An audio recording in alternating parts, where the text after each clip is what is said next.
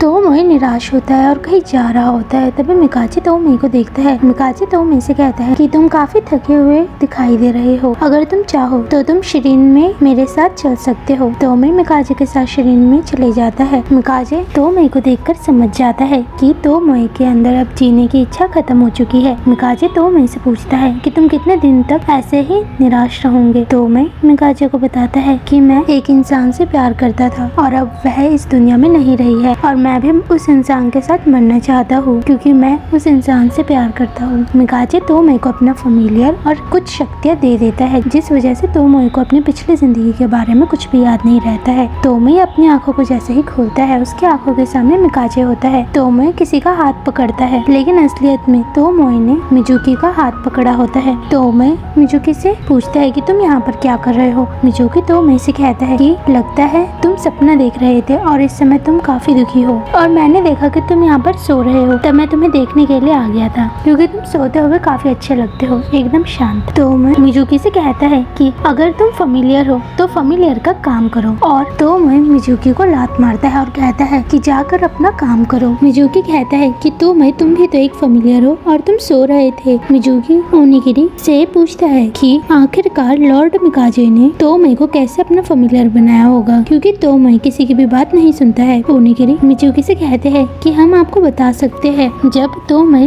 पहली बार यहाँ पर आया था उस समय मिकाजी ने तोमोई को अपने बारे में बताया था कि अगर तुम मेरे फैमिलियर बन गए तब तुम इस श्रेणी के अंदर रह सकते हो। एक आत्मा एक इंसान को परेशान कर रहा होता है, तोमोई उस आत्मा से लड़ता है। जैसे ही वह इंसान तोमोई को छूने की कोशिश करती है, तभी तोमोई उस इंसान को धक्का देता है और कहता है कि मुझे बिल्कुल भी मत छूना। मिकाजी तोमोई को डांटता है क्योंकि तोमोई इंसानों के साथ अच्छे से नहीं रहता है और तोमोई इंसानों के प्रति बिल्कुल भी दयालु भाव नहीं रखता है, और अगर तुम इस श्रेणी के अंदर रहना चाहते हो तब तुम्हें इंसानों के प्रति वफादार होना होगा। तोमोई अपने हाथ को मिकाजी के कपड़ों से साफ कर रहा होता है। मिकाजी तोमोई से पूछता है कि तुम क्या कर रहे हो। तोमोई कहता है कि मुझे उस इंसान ने छुआ था और मैं अपना हाथ साफ कर रहा हूँ। मिकाजी तोमोई को कहते हैं कि मैं एक टॉवल नहीं हूँ। मिकाजी तोमोई को लेक्चर देते हैं। ओनिगिरी और कोतेत्सु तोमोई के बारे में बात कर रहे होते हैं कि मास्टर तोमोई को इंसान बिल्कुल भी पसंद नहीं है। तोमोई उनकी बातों को सुन लेता है। ओनिगिरी और कोतेत्सु डर जाते हैं। तोमोई कोतेत्सु का चेहरा देखता है। तोमोई वहाँ से जाते हुए कहता है कि तुम दिखने में काफी बेवकूफ हो। मिजुकी को बिल्कुल भी समझ नहीं आ रहा होता कि तोमोई इंसानों से इतनी नफरत क्यों करता है। ओनिगिरी मिकाजी से पूछते हैं कि लॉर्ड मिकाजी, आपने जंगली लोमड़ी को श्रेणी के अंदर रहने के लिए क्यों कहा है। मिकाजी ओनिगिरी से कहते हैं कि मैंने उसका चेहरा देखा था, उसके अंदर जीने की इच्छा बिल्कुल भी नहीं थी और मुझे उसको लेकर बहुत ही ज्यादा फिक्र हो रही है। मिकाजी तोमोई के पास एक बटरफ्लाई को भेजते हैं। तोमोई के सामने कुछ आत्माएं होती है, वह आत्माएं तोमोई को चढ़ा रही होती है। वह कहते हैं कि तोमोई जो कि एक जंगली लोमड़ी है, वह कैसे किसी का फैमिलियर बन सकता है। वह तितली तोमोई के पास जाती है। वही इंसान तोमोई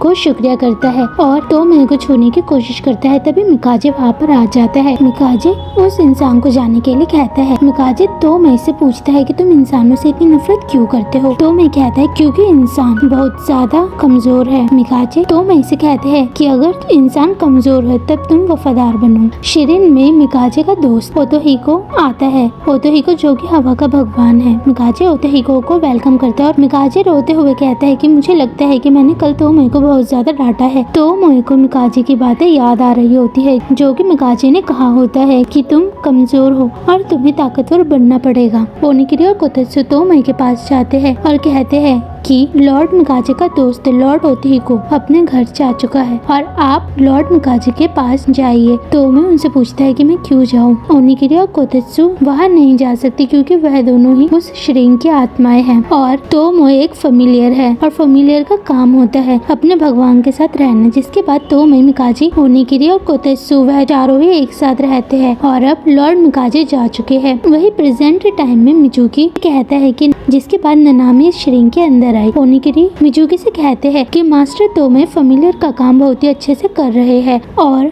वह खुश है, लेकिन क्यों? मिजुकी ड्रिंक कर रहा होता है। तभी तोमोई मिजुकी के पास आता है। तोमोई मिजुकी से कहता है कि तुम दिन रात क्यों पीते रहते हो और तुम श्रिंक के अंदर काम भी नहीं करते हो। मिजुकी तोमोई से पूछता है कि क्या तुम ड्रिंक करोगे? तोमोई मिजुकी की लात मारता है और कहता है कि जाकर शरीर में काम करो। तोमोई ओनिगिरी और कोतेत्सु से पूछता है कि क्या ननामी सो रही है? ओनिगिरी और कोतेत्सु कहते हैं हाँ, क्योंकि आज छुट्टी का दिन है। तोमोई ननामी के लिए कहता है कि के अंदर डिसिप्लिन नाम की कोई भी चीज नहीं है। तोमोई ननामी को उठाने की कोशिश करता है, लेकिन ननामी तोमोई से कहती है कि आज छुट्टी का दिन है और वैसे भी इंसानों को आराम करने की जरूरत होती है। ओनिगिरी और कोतेत्सु खुश है तोमोई के लिए, क्योंकि तोमोई एक अच्छा फेमिलियर है। तोमोई गुस्सा होकर ननामी से कहता है कि लेकिन तुम लैंड गॉड हो और तुम्हारे अंदर लैंड गॉड की कोई भी अच्छी आदत नहीं है। तोमोई और कुरामा को देखकर लड़कियां बहुत ही खुश हो रही होती है। एमी भी कुरामा को पसंद करती है। एमी और की ननामी की दोस्त बन चुकी है। की एमी और ननामी को अपने साथ चलने के लिए कहती है, क्योंकि की का हाल ही में ब्रेकअप हुआ रहता है। की ननामी से कहती है कि अगर तुम बॉयफ्रेंड चाहती हो तब तुम मेरे साथ चलना। ननामी सोचती है कि मुझे क्या करना चाहिए। तोमोई ननामी के पास जाता है और कहता है कि तुमने जब से की से बात करी है तब से तुम परेशान हो। ननामी सोचती है कि मैं तोमोई को पसंद करती हूँ। ननामी तोमोई से कहती है कि कुछ भी नहीं हुआ है। तोमोई कहता है कि मुझसे झूठ मत बोलो। ननामी गुस्सा होकर बोलती है कि मैंने कहा कि मैं अपने दोस्तों के साथ मजे करना चाहती हूँ और अब हम शिरिन में चलते हैं। कुरामा तोमोई और ननामी की बातों को सुन रहा होता है। कुरामा तोमोई से कहता है कि मैंने तुमसे कहा था कि इंसानों को समझना बहुत ही मुश्किल है। क्या तुम सच में जानना चाहते हो कि ननामी क्या सोच रही है? तोमोई अपने फॉक्स फायर से कुरामा को डराता है। तोमोई को याद आता है जब मिकाजे तोमोई को छोड़कर जा रहा था। मिकाजे ने तोमोई से कहा था कि मैं टाउन में जा रहा हूँ। जिसके बाद ननामी की और उनके फ्रेंड्स कुछ लड़कों से मिलते हैं। लड़के अपना नाम बताते हैं। उनमें से एक लड़के का नाम कोहिरुमाकी है। कोहिरुमाकी ननामी की और एमी से पूछता है कि क्या तुम्हारा कोई बॉयफ्रेंड है? तीन लड़के गुस्सा हो जाते हैं। कोहिरुमाकी से कहते हैं कि तुम्हें यह नहीं पूछना चाहिए, क्योंकि अगर उनके बॉयफ्रेंड होते तब वह यहाँ पर नहीं आते। कोहिरुमाकी कहता है क्यों नहीं, क्योंकि मेरी भी एक गर्लफ्रेंड है, लेकिन मैं फिर भी यहाँ पर आया हूँ। की गुस्सा हो जाती है, लेकिन ननामी कहती है लगता है कि हमें खाने के लिए बोल देना चाहिए। उसी समय दूसरे रूम के अंदर तोमोई मिजुकी और कुरामा होते हैं। कुरामा उनके बातों को सुन रहा होता है। कुरामा मिजुकी से पूछता है कि तुम कौन हो? मिजुकी अपने बारे में बताता है कि मेरा नाम मिजुकी है और मैं ननामी का फेमिलियर हूँ और तुमसे मिलकर खुशी हुई कौवे। तोमोई मिजुकी को इग्नोर करता है और कुरामा से पूछता है कि ननामी को क्या हुआ है। कुरामा तोमोई से कहता है कि ननामी इस उम्र में है और उसे किसी लड़के के साथ डेट करनी चाहिए। सभी लोग खाना खा रहे होते हैं। तभी एमी चिल्लाती है और कहती है कि मेरे बैग के अंदर एक सांप है। ननामी जैसे ही सांप को देखती है, ननामी समझ जाती है कि वह सांप कोई और नहीं बल्कि मिजुकी है। ननामी मिजुकी को लेकर भाग जाती है और मिजुकी से कहती है कि तुम यहाँ पर क्या कर रहे हो? मिजुकी ननामी से कहता है कि मुझे इस दुनिया के बारे में बिल्कुल भी नहीं पता है, लेकिन मैं इस दुनिया को देखना चाहता था। ननामी मिजुकी से पूछती है कि क्या तुम यहाँ पर अकेले आए हो? मिजुकी मना करता है। तभी तोमोई वहाँ पर आ जाता है। तोमोई ननामी से कहता है कि तुम सुबह से काफी अजीब व्यवहार कर रही हो, इसलिए मैं तुम्हें देखने के लिए आया हूँ। ननामी कहती है कि क्या तुम मुझे देख रहे थे? तोमोई जाते हुए कहता है कि मुझे सिर्फ तुम्हारी फिक्र हो रही थी, लेकिन तुम सिर्फ फ्लर्ट कर रही हो और मैं तुम्हें बिल्कुल भी परेशान नहीं करूँगा। ननामी जैसे ही तोमोई के पास जाती है, तोमोई वहाँ से चले जाता है। तभी कोहिरुमाकी ननामी के पास जाता है और ननामी से पूछता है कि क्या हुआ। ननामी कोहिरुमाकी से कहती है कि कुछ नहीं। कोहिरुमाकी ननामी के साथ फ्लर्ट कर रहा होता है। तभी तोमोई कोहिरुमाकी के चेहरे पर लात मारता है और कहता है कि मुझे माफ कर दो। कोहिरुमाकी डरकर वहाँ से भाग जाता है। ननामी सोचती है कि तोमोई हमेशा उसी समय क्यों आता है जब मैं ऐसी परेशानी में होती हूँ। तोमोई कहता है कि लगता है तुम मजे कर रही थी, लेकिन मैंने तुमसे यह बिल्कुल भी नहीं कहा था कि तुम उस लड़के के साथ रहो। ननामी तोमोई को देखती है। तोमोई ननामी को शिरिन में ले जा रहा होता है। ननामी तोमोई से पूछती है कि तुम कैसा महसूस कर रहे हो। तोमोई ननामी के हाथ को छोड़ता है। ननामी तोमोई से कहती है कि मैं जानती हूँ, क्योंकि मैं एक लड़के के साथ थी,